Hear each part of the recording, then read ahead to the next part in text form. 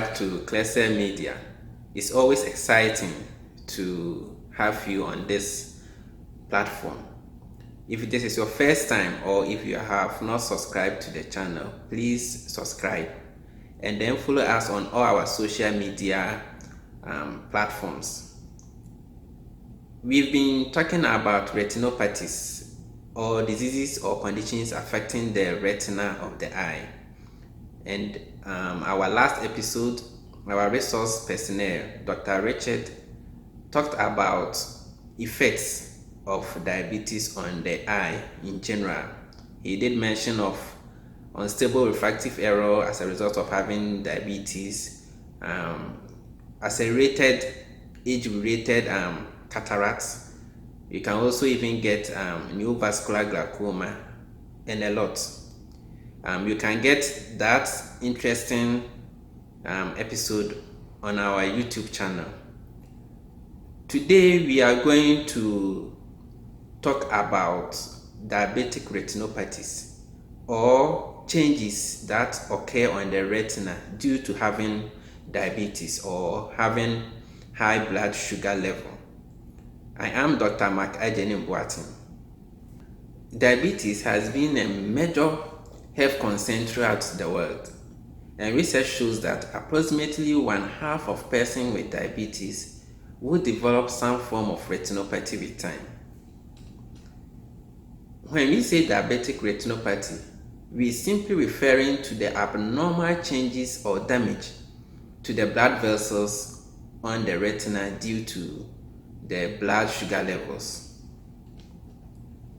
Let's look at some of the general symptoms of diabetic retinopathy, and these are some of the symptoms you will experience or feel when you have diabetes and it is affecting your retina. Signs of diabetic retinopathy usually are identified by the clinician during the examination.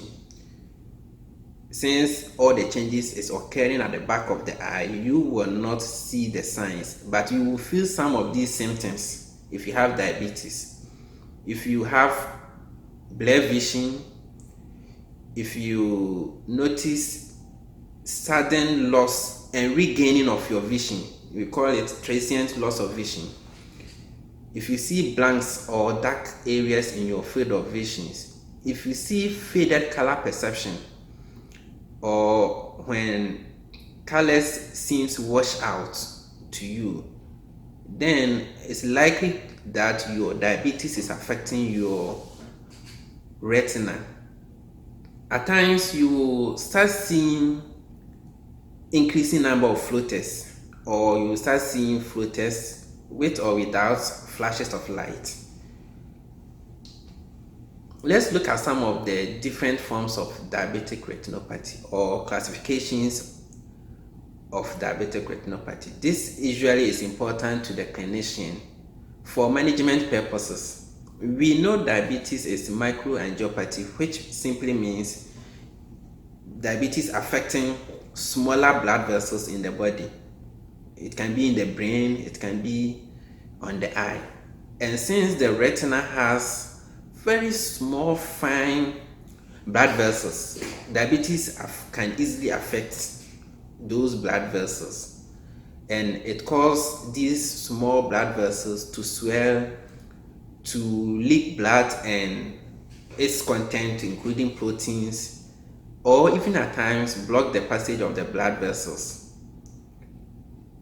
At times, some of these blockages deprive sections of the retina from getting oxygen and nutrients. We call it ischemic. And when this happens, that means the body or the eye will try to compensate that by forming new blood vessels so that nutrients can force to reach those areas deprived of oxygen and nutrients. And these new blood vessels that are formed are usually weak, and they can easily burst, or they can easily leak out its contents. So due to this, it gives the classifications, how advanced these changes has occurred. And we have what we call the background retinopathy, whereby you can see dots of blood or some small blood or protein on the background of the retina, or hemorrhages we call them. You can have hard exudates, small protein leakage on the background of the retina. If these changes affect the macula, which is also part of the retina, which help us see, gives us the finest vision, then we call it diabetic maculopathy. If it is happening elsewhere on the retina, we call it background retinopathy. And when it reaches the stage that there are new blood vessels forming, if there are so much ischemic that new blood vessels are supposed to form in order to provide nutrients to where they are deprived of, then we call it proliferative diabetic retinopathy.